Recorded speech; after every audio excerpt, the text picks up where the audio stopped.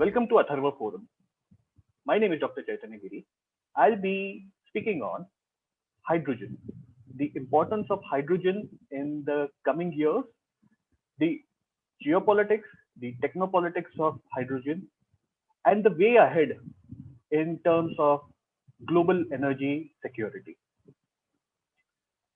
In the past few days, some of us who follow Twitter and social media diligently must have seen very unique tweets coming from a handle known as Elon Musk. Now, Elon Musk, as we all know, is a celebrated space entrepreneur. His company, SpaceX, is making waves in the global space industry. He's built fabulous launch vehicles. He's building rocket capsules. And while he does that, he has been promoting a very unique endeavor, a unique enterprise. And that is, he's been pushing for humans to become an interplanetary species. Now, this is a fantastic undertaking, a spectacular undertaking, and it is a dream which is not only shared by the Americans, who are Elon Musk's biggest patrons, but the entire world. There's no country in this world that has people not wanting to go into outer space. It's a common human desire. But the entire attempt of going to outer space forces us to change our certain economic and behavioral patterns. And one pattern that it demands us to change is we change our energy consumption. So let's go back into the time. In the ancient times, let's go very back into the past when humans were in the Neolithic, in the Paleolithic age, before the age of iron. What was the source of energy for us? At that time, we were scourging and picking up all that can burn. So it is obvious that in the good old days, then we had not found fossil fuels. So what did we use? So first we started with twigs, then we started with wood, then we started with cultivation, agriculture. Agriculture led us to vegetable oil. Vegetable oil, even till the 15th, 16th century, was predominantly used in lighting up houses, palaces, and fortifications were lit by vegetable oil. Then, somewhere around 18th and 19th century, we discovered fossil fuel, the way to extract it in on a commercial scale, and then eventually, as the global economy expanded, that was the same time when Indian economy declined because we were under the tremendous ordeal of colonization. But in these years, our entire global economy was running on fossil fuels. As Second World War happened on this planet, we also were exposed to a new type of clean energy known as nuclear energy. And nuclear in the 1940s and 50s, apart from its weaponizable potential, it was a very, it had a promise of providing clean energy, clean electricity. Many countries attempted to increase the share of nuclear energy in their budget. Some succeeded very well. Nuclear, since it was dual use in nature, it could be easily weaponized. So it needed countries to be not only economically robust, but as well as militarily or security-wise robust. So in the 1970s, 80s, due to the excessive use of automobiles, due to the tremendous increase in population, we must also bear in mind that between 1940s and today to the present times, the global population has increased by 4 billion. So that's a huge growth. And to sustain this economic growth and this population with fossil fuel has become exorbitant in terms of the cost that we have to accrue in terms of sustaining the environmental fidelity of this planet. The environment perhaps is not suited to uh, consume fossil fuel or any fuel that is polluting for this bigger human population. So, in the past few years, there have been rumbles and noises being made on the use of clean energy. Of course, nuclear becomes one of the many options, but then renewable energy, it has become a cornerstone. So starting from wind, solar, then a hybrid of wind and solar. Then there are different types within solar energy where you can concentrate solar energy into one zone. Then you have large photovoltaic farms that we are seeing in Karnataka, in Rajasthan and Gujarat. Very recently, India, Israel, and United Arab Emirates have built a big solar farm in Dhafra, which is a big Emirati Air Force base. So we've made a good mark. India has made a good mark in terms of renewable energy in the past few years, especially after the arrival of the Narendra Modi administration. But this is not enough. So one of the main drivers of going interplanetary is that we must change our energy consumption patterns, and we must look for all those kind of energy resources that we could eventually use wherever we go, perhaps to the moon, to Mars, or even in deep outer space. So we need power sources that are renewable, as well as we need fuel, which is a concentrated form of energy, a denser form of energy for running our spacecrafts and vehicles and other things, which is renewable, which is present there and then, which can be resourced and utilized in situ on the moon, on Mars, or wherever we go. And in all this, to achieve this aspiration, hydrogen becomes a key element, a key fuel. Now, why hydrogen? So, those who have studied chemistry, we all know from our school days that hydrogen is the first element in the entire periodic table. And this hydrogen is gas, it's colorless, it's odorless. Here on Earth, we find it in large volumes as part of water. We are a carbon based life, but when we say we are a carbon based life, most of our carbon molecules that make our bodies or make all the biological organisms, they are all organic. So in that organic, the hydrogen content, your sugars in your body, your fats, they all contain tremendous amount of hydrogen. Again, with a constitution of more than 75% made of water, biological life uh, uh, has tremendous volumes of hydrogen locked into it. In the inorganic form, hydrogen is present in the form of hydroxides in the mineral, in the form of other inorganic minerals in the crust of this planet, as well as we find hydroxides, which is OH group, present in abundance even on the moon and as well as on Mars in terms of peroxides. Now, with such ubiquitous presence of hydrogen, it demands our wisdom that we must begin to use it in some form or the other. And that's why, world over, when there are now clarion calls being given by most countries, most advanced countries, that we must now cut down on the environmental emissions, the detrimental emissions, and start using clean fuel, hydrogen comes at the very top. The first test use or of hydrogen is in the transportation sector. Unlike solar and wind, which can be put into electric grids, hydrogen can be used as a important transportation fuel. So, for instance, our automobiles can run on hydrogen, our trains can run on hydrogen, tomorrow our aircrafts can run on hydrogen, our ships can run on hydrogen, and it is a fuel which is energy dense.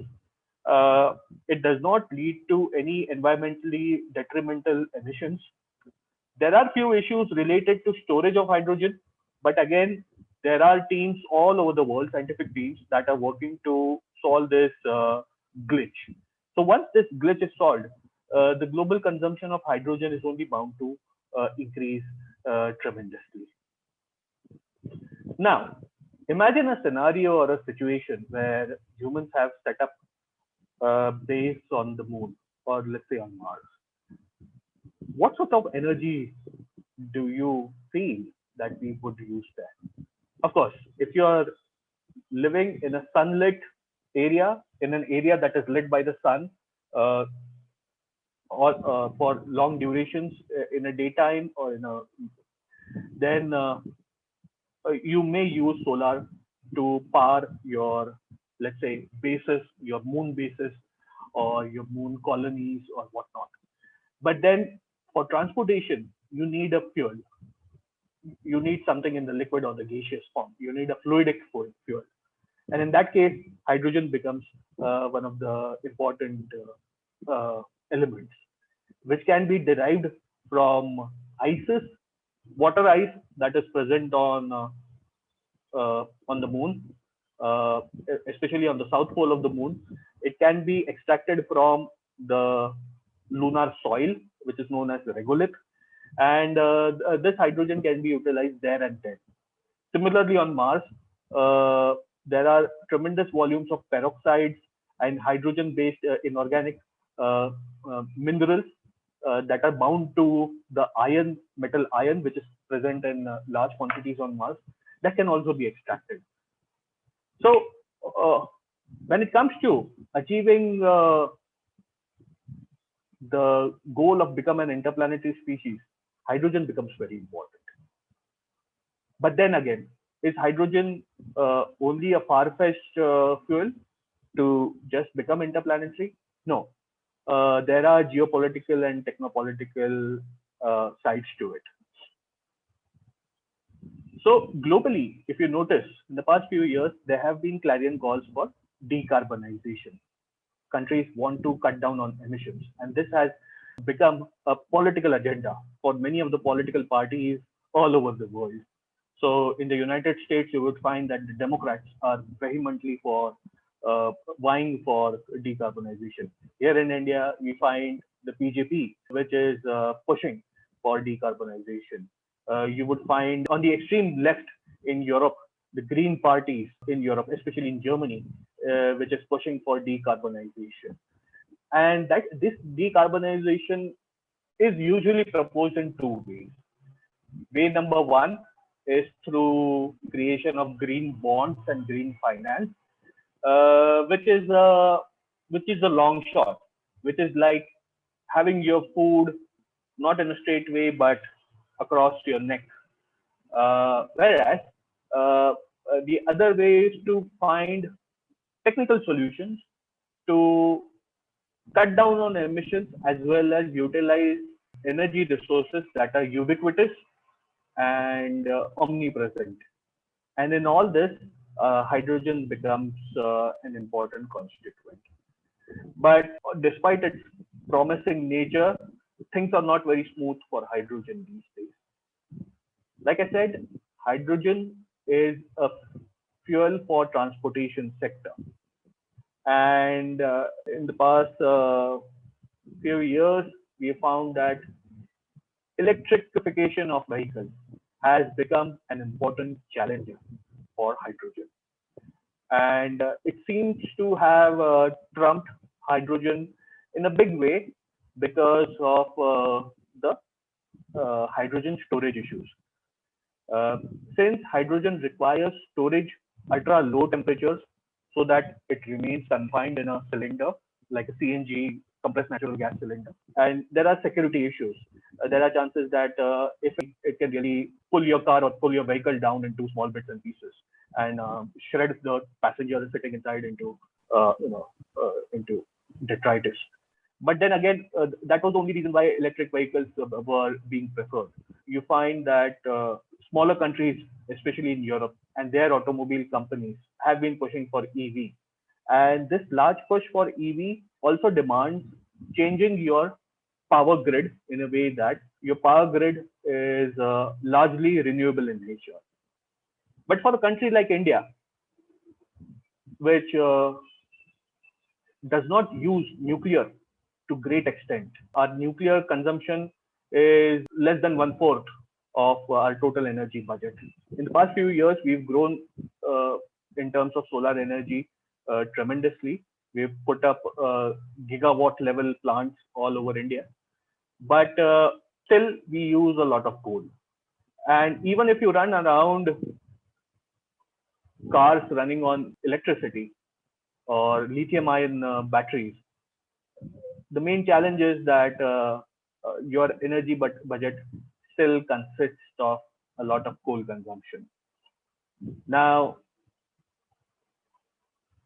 neither is India saying, nor am I advocating to cut down on coal, because there are other solutions in which coal based power plants or thermal power plants can be run efficiently through carbon capture and similar processes, where emissions are completely captured through a lot of new materials and polymers and molecules which can absorb all the emissions, and that can be transferred into something that has value.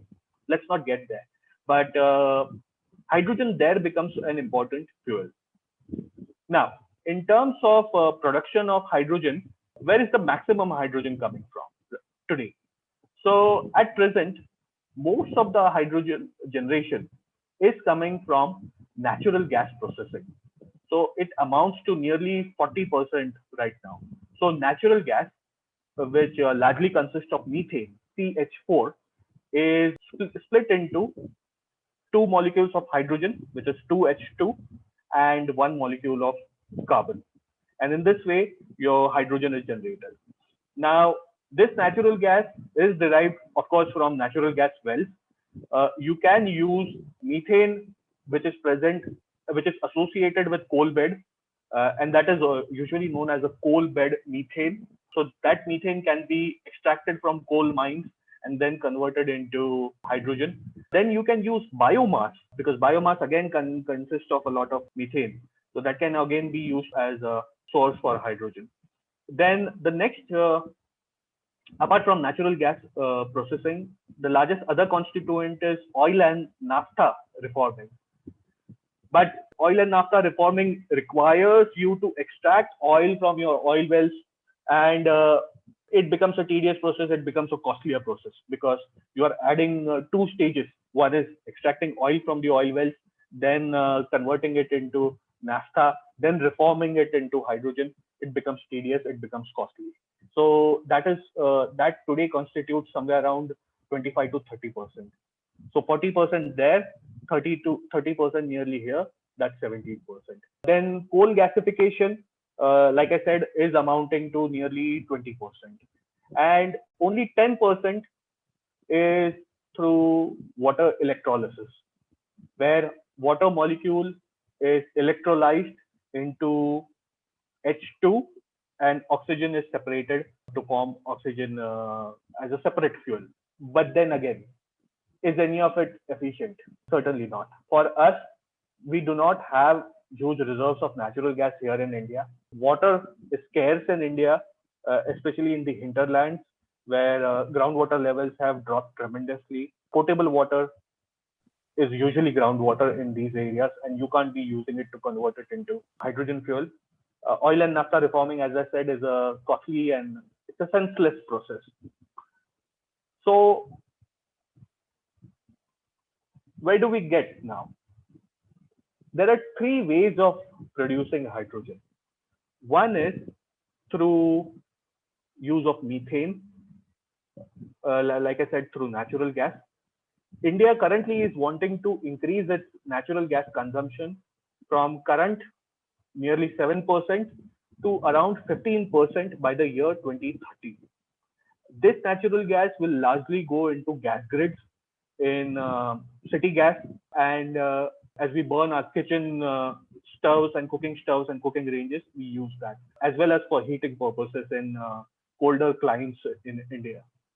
So that is known as gray hydrogen, where natural gas, hydrogen is generated from natural gas. Then you have something known as blue hydrogen, which depends on fossil fuel, but this occurs in plants that are equipped with carbon capture and carbon storage mechanisms. So, for instance, you have a big gas or oil refinery, and in this oil and gas refinery, you have the company has set up all the mechanisms to capture all the emissions. So since it is not leading to any environmental emissions, because most of the emissions are converted into some kind of value added product, the hydrogen that is eventually generated from it is usually called as blue hydrogen.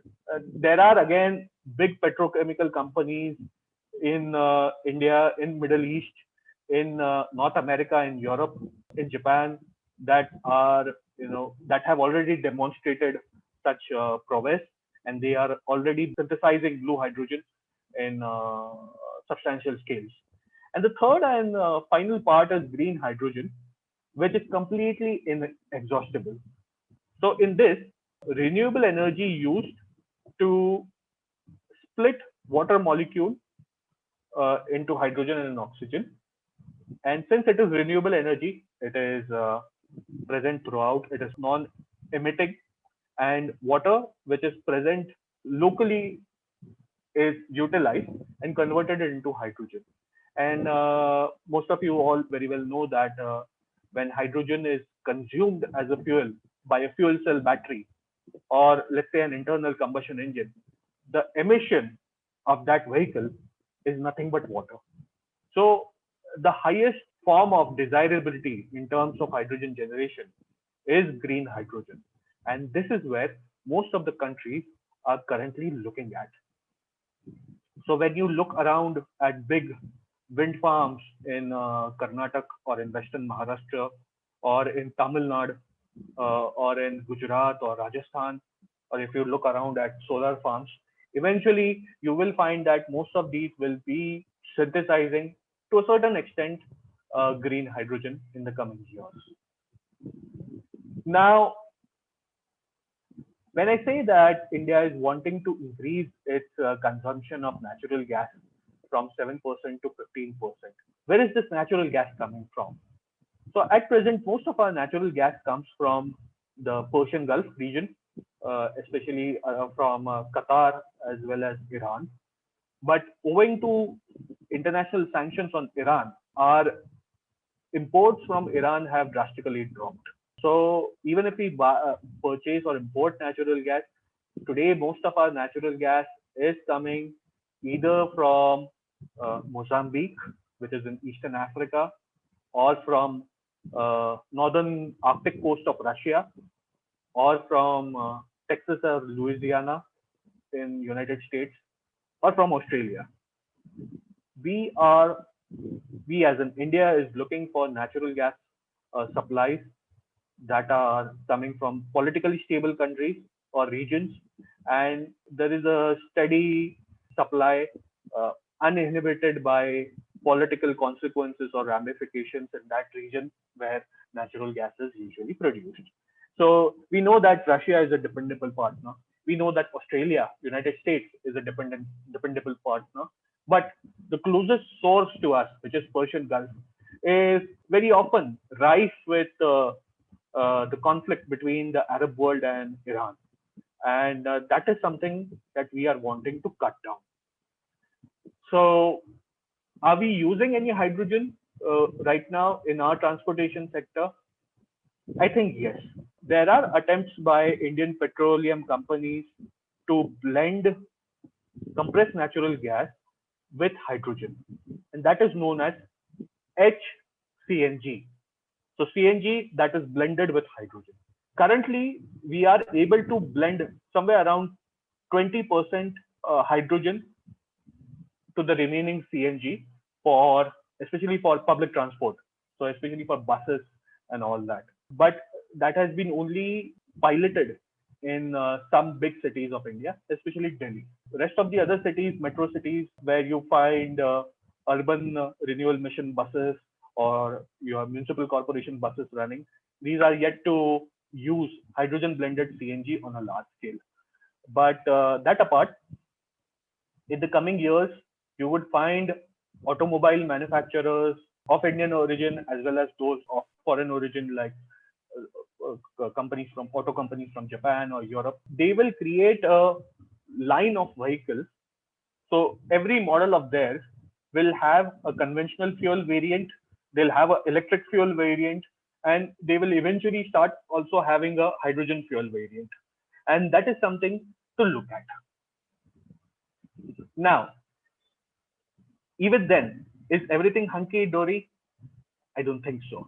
Like I said, the biggest challenger to hydrogen fuel transportation is EV. And EV is hugely dependent on a certain class of elements which are again present in the same periodic table as hydrogen, which are known as lanthanides and actinides. These are usually also known as rare earth minerals or rare earth elements. Now, these rare earth elements are not present in India in large volumes, or even if they are present, we all know that there are vested interests that exist in India that do not allow mining or extractive activities to happen. They hide behind environmental activism, but the real intent is not to not let India use its own resources. So, having said that, we have to then start depending on countries where such activism doesn't exist and where these countries are free to extract rare earth elements in as much quantities as they want or as the world demands. And there is only one such country right now, which is China. So the bottom line here is, if we have to go ballistic, if we have to go completely hyperactive on electric vehicles, we are actually increasing our dependency on the People's Republic of China. And this is something which is not favorable, especially today when we are wanting to cut down on our imports from China. The Galwan crisis has pushed us to lower our imports and dependency on China, and so that, and also cut down on all those products that are indirectly linked to supply chains that originate from China. And electric vehicle is one such supply chain. It demands critical fuels, critical minerals, and these critical minerals are rampantly extracted from regions like Inner Mongolia or Xinjiang. And many a times, China doesn't pay heed to environmental integrity or human rights integrity as it extracts these rare earth elements. So we must be aware of that. Despite the fact that most of these auto companies are going bullish on electric, they are also forming newer plans for increasing hydrogen consumption. So companies from Japan, Europe, North America, and some parts of the Middle East, almost 50 to 55 companies, ranging from those that are operating in the automotive sector, those from the petroleum sector, those from the specialty chemicals, advanced materials, petrochemicals. Companies from all these diverse sectors have together come and they have formed something known as the Hydrogen Council. Now, this is a multi-sectoral coalition of companies that are wanting to help each other to develop something known as the hydrogen economy. So, and these companies are located globally. These are international companies. Likewise, companies that are based out of Europe have also come with a specific European Union EU plan, and that is known as the Hydrogen Europe plan, in which the idea is that, but again, companies from same sectors that are based out of Europe are wanting to help each other in setting up ground infrastructure for supplies of hydrogen. Now, coming to the recent times, we are going through a second wave of COVID-19, and we have acutely felt the need of oxygen in these times. You must have also noticed that when the second wave came on the anvil and aggressively, the one target that was set by Prime Minister Narendra Modi was that he was looking at steady supplies of oxygen. That was his main focus. And that focus was very pertinent because most of the industrial gas manufacturers, industrial oxygen manufacturers, were asked to synthesize medical grade oxygen. And eventually, today, as we record this video, we find that the oxygen supplies have been stabilized. Similarly, we need to have an industrial gas supply of hydrogen in the times to come. And Hydrogen Europe is doing exactly that. So let's say on the German autobahns or on the French motorways or in the United Kingdom. By the way, United Kingdom is not part of EU anymore, but other countries in Europe, they are joining hands to set up a network of fuel dispensation infrastructure or your fuel stations in which hydrogen gas can be easily put into your vehicles. You can fill it up and you can run your vehicle for good 400 to 500 kilometers on one full tank. Now, Germany is aiming to set up nearly 300 such stations all over the country, and it has largely been successful in executing that. Similarly, United States is pushing for that as well, and the same companies that were supplying or that are supplying oxygen to us. So you must have heard of Linde, you must have heard of Air Products. These are the same companies that will eventually help us in setting up ground infrastructure for hydrogen in India. In 2004, a national hydrogen energy roadmap was laid by the then government of India under the august leadership of Shri Ratan Tata.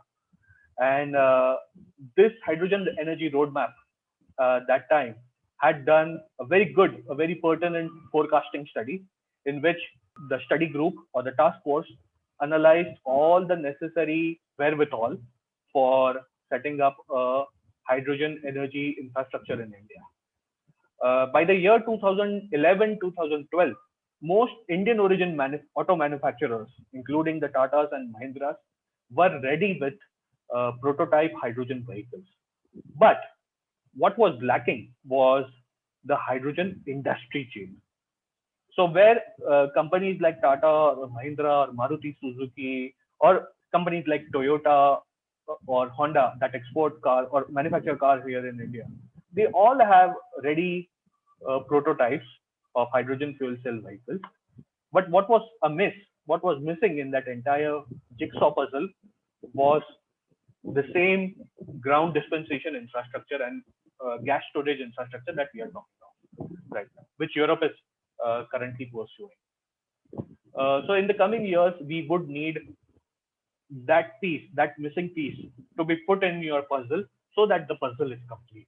I believe that, and this is something that I have said in the literature that I have written, that as India builds 40 kilometers of highway every day all over the country, and this is expressway grade roads with state of the art cutting edge road amenities and infrastructure, we must aim to install hydrogen dispensation fuel stations on all the Bharatmala highways, on all the golden quadrilateral fuel stations, on all the expressways.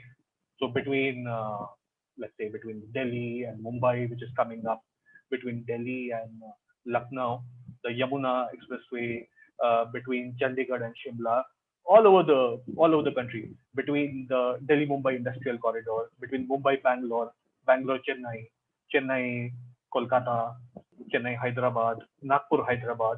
You must connect all these road networks with hydrogen gas stations. Eventually, you would find that there are takers for it.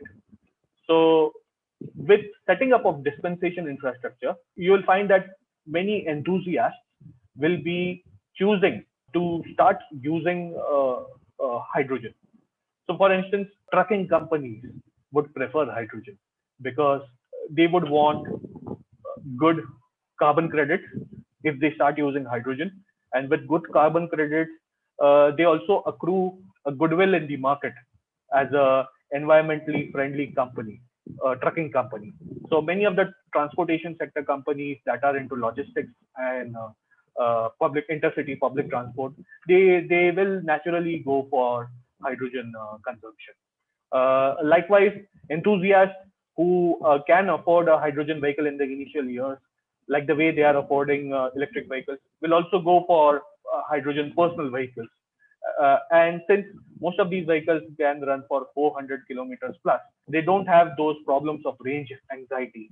So if they start from, let's say, from Mumbai, they can reach Ahmedabad with twice filling a tank, or with filling a tank only once they begin the travel, and once somewhere midway or slightly more than midway. So that is something that we need to look at. Now, while doing that, we must also remember that there is a need to balance everything. In the wake of going single-mindedly on a decarbonization spree, we must also remember that there is a lot of coal methane in India which needs to be extracted. There are natural gas reserves in the Kaveri, Krishna Godavari basin that needs to be exploited.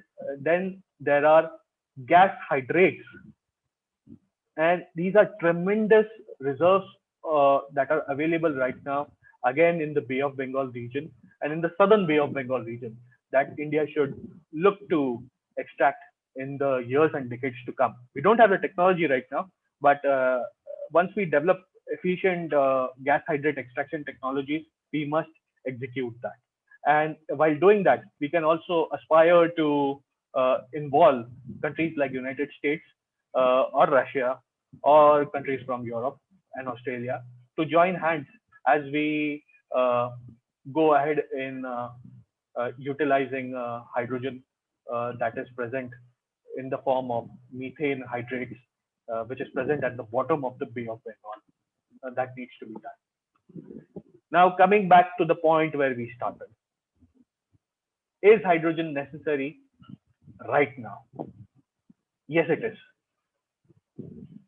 For instance, we all notice that in the past 5 to 6 years, since the advent of Prime Minister Narendra Modi ji's administration, India has vehemently and very strongly professed and proved its clean energy credentials. We have set ambitious targets for clean energy, and we have achieved them to a great extent. And that is not it. We are also setting even higher targets at regular intervals, so that our contribution into the global climate change mitigation processes is always top notch in the top ranks. And there is no scope for Western countries to look down upon us from a morally high pedestal. But while doing that, we must also remember that the West, as well as China, their economies have grown to whatever 18, $20 trillion right now, piggybacking on fossil fuels. So their economy has not been, so the output is not of clean energy. But for India, as we move ahead from current $3.5 trillion to $5 trillion plus economy that we are aiming at by the end of this decade, our growth, economic growth, will depend on clean energy. The good part is that both the West and China have created nuisance making brown infrastructure. Most of its infrastructure will have to be refurbished if they have to start becoming clean energy consumers. But for India, that's not the case. Since we are building a lot of greenfield infrastructure, most of our greenfield infrastructure can easily imbibe into itself all these good values that come from hydrogen or electric vehicle or whatnot. So that needs to be tapped into. When it comes to electric vehicles, I must also say that there are attempts by Indian universities and research centers to develop batteries that can easily replace lithium ion and that can cut down on consumption of rare earth elements for which we are dependent on China. So there are attempts to create batteries made up of sodium ion. Now, sodium is easily present in salt that can be easily extracted. And once the prototype is ready and proven, the research is going on right now. The one that I know of is happening in IIT Madras. And once that sodium ion battery is demonstrated, it will be a game changer. It will be a complete disruptor. And we must aim for that. We must aim to reduce all the unnecessary dependence that puts our economy or our national security in any kind of jeopardy. And technologies like sodium ion, which cut down our international dependence, is one area to look at. Simultaneously, hydrogen also requires a certain amount of rare earth element consumption because in the case of such vehicles, we are using fuel cells. But companies like Toyota very recently have developed an internal combustion engine specifically modified for hydrogen. Now, this is a game changer. An internal combustion engine is something that most of our conventional petrol and diesel cars have it in them. And if you tweak it a little bit in a way that it can be used for hydrogen, that is it. You are making that vehicle India friendly to an extent that it cuts down on a lot of rare earth mineral usage as we do that.